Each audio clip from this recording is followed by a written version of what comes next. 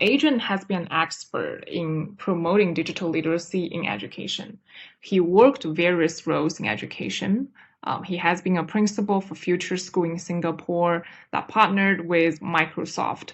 And he has been an honorary winner in the academic leadership category of the Junior Chamber International and a member of the US-based consortium for school networking that drives K-12 Innovation Advisory Board. And Adrian continued to explore the depths and possibility of digital readiness in education in Singapore. And can you imagine millions and dollars that has been invested, and to see a conclusion like that? It shocked many.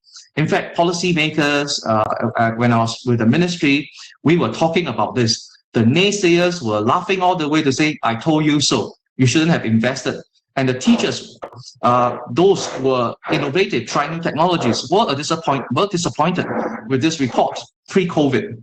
And knowing what we know now, right, to say that not investing in ICT, I think it's not something that anybody would agree at this point, given the last 2 years that we've been through.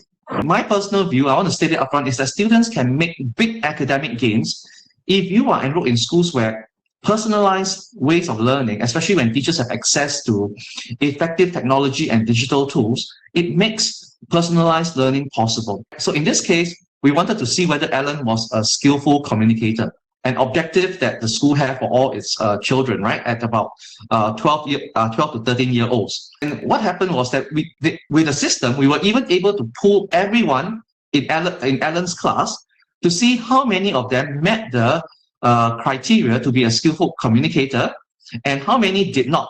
In this class, there were 4 students who did not meet the criteria of a skillful communicator based on what the school measures and what the class measured.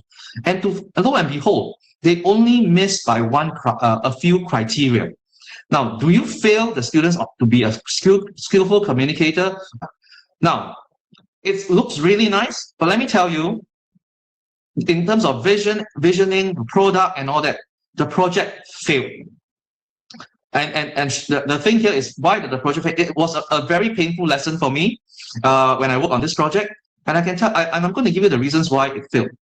It was too ambitious for a school to set up its own system. In my presentation, what is education technology? So we call it it's what we call the EdTech, the great EdTech frontier.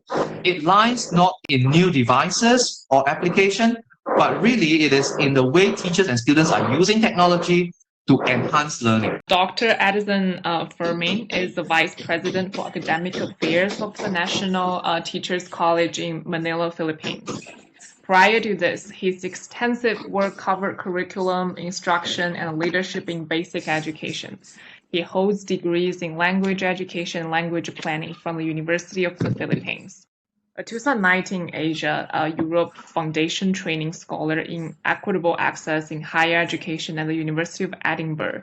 He's also a distinguished teacher trainer in adaptive, innovative, and resilient education. Allow me to share with you first, on the next slide, our definition of shared value.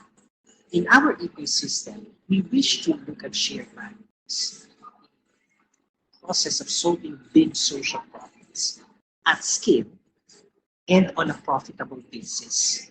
Remember, we are an independent school system. There's not much that we can get from the government.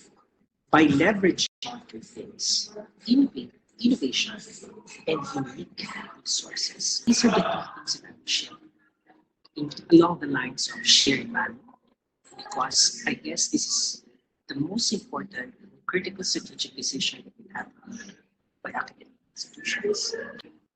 During the time of the pandemic, notice that there were 3 keywords that surfaced during our market intelligence exercise. Our students from kindergarten to graduate school say that it's boring, ineffective, and frustrating. Shortly after we introduced this, we won the much difficult to get distinction of the Innovation Excellence Award on operating the graduate school business education program on low tech. It's not even high tech, it's very low tech, but it's high experience. we relied on internal expertise. And that made a huge impact because we are affirming the faculty who have advanced greatly in terms of technology competency. So what we did was to connect with industry leaders.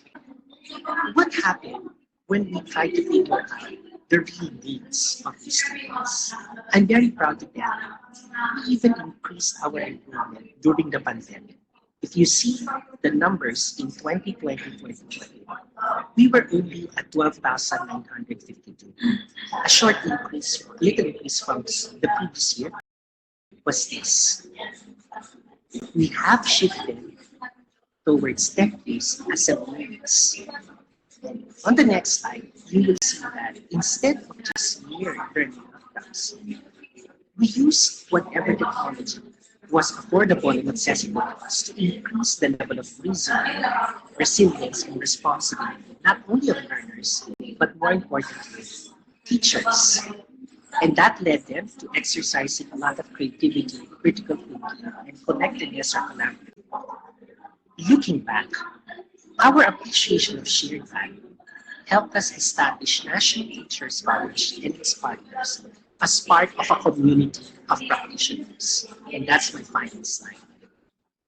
And this community of practice helps us to understand that we can learn through, from, with, and for community using the appropriate technology.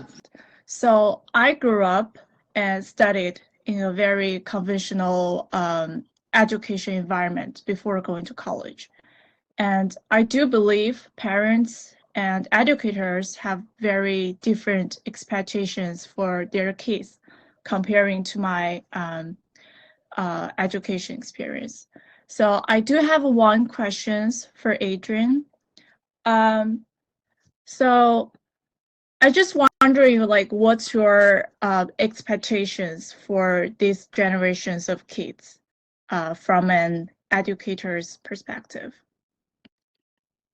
I love that question. All right.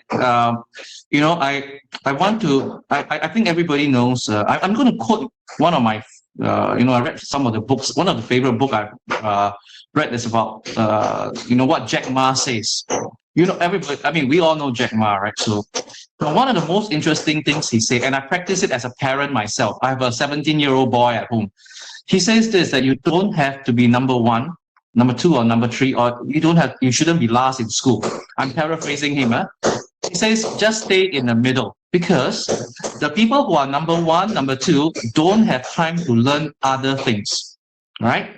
So I tell my son, if you want to, I don't expect you to be number one, number two, number three in school, in your class, but stay in the middle. And I told him to stay in the middle, but in the meantime, with the time that you have, learn as many skills as you can. And I'm sorry to tell you this, but many of the things that we're teaching in the classroom have all of a sudden become irrelevant. And you don't want to produce irrelevant graduates, right? So in which case, if you are able to actually create industry advisory boards in your respective institutions, I'm talking of higher education first, then you'll be able to arrive at informed decisions on what to cover, what kind of tech skills you will introduce, and naturally, what tech tools and resources you will use. For example, if you still offer accountancy as a degree program in higher education, let me tell you, it's going to be obliterated by artificial intelligence. So next day, you'll find out that you don't need too many accountancy majors. You need accounting technologists who can develop software, who can develop algorithms to improve finance and accounting systems, right? So this tells you as well that if you work backwards, the kind of primary education we need to offer our students are also those that are in anticipation of what the world of work demands. Because you cannot say that it's all about a mission. Yes, but your primary mission is to prepare you for the world of work. So bear that in mind.